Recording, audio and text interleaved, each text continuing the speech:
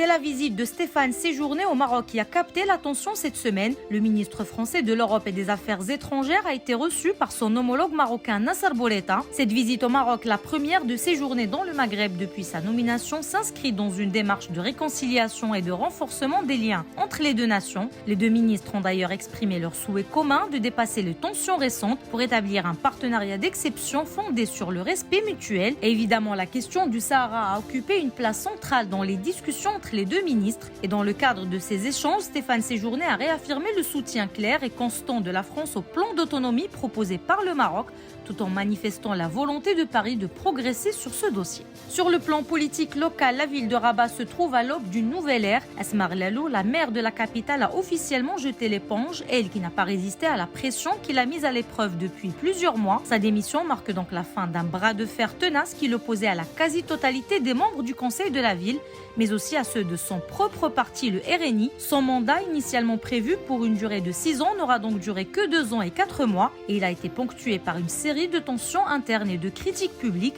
qui ont profondément affecté la gestion de la capitale. Du côté de Casablanca, la mise en service du Busway promet d'améliorer le quotidien des habitants de la métropole avec une flotte de 40 véhicules d'une capacité unitaire de 196 passagers. Les bus circuleront sur 2 lignes desservant 42 stations, dont 3 points de correspondance avec le tramway, le tout au tarif de 6 dirhams subventionné à 40% par la commune de la ville.